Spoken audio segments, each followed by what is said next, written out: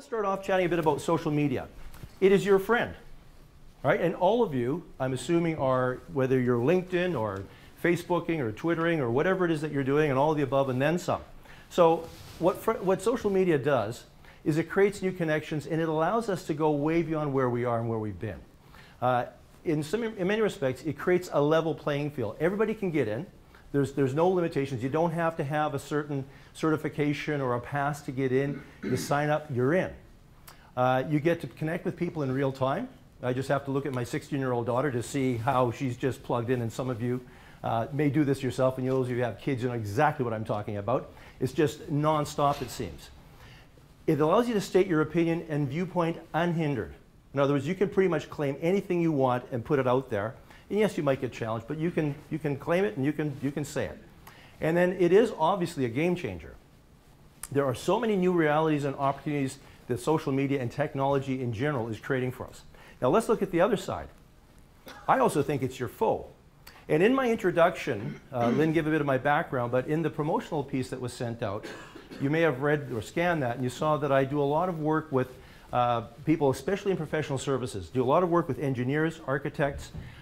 Just started doing work last year with the American Society for Heating, Refrigeration, and Air Conditioning, ASHRAE, with 2 leadership weekends for their young engineers.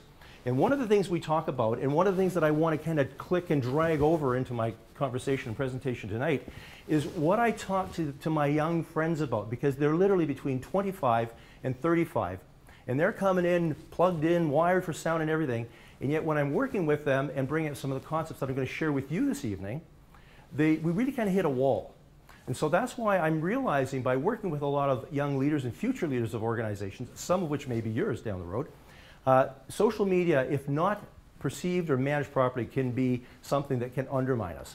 So some thoughts are, it can become a barrier to genuine human connection.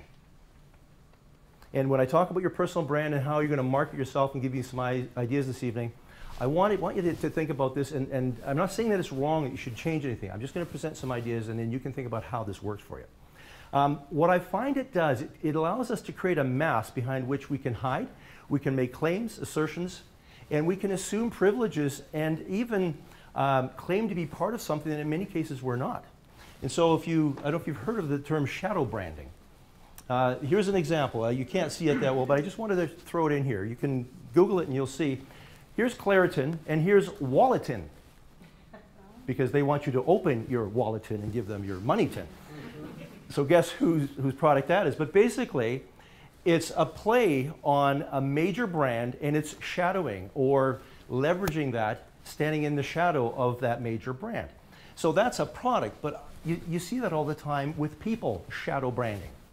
It's about, in many respects, it's LinkedIn. I don't know about you, but when I look at some of the people and all the connections they have on LinkedIn, one guy that I know, he has 500, and I know there's people that have more than that.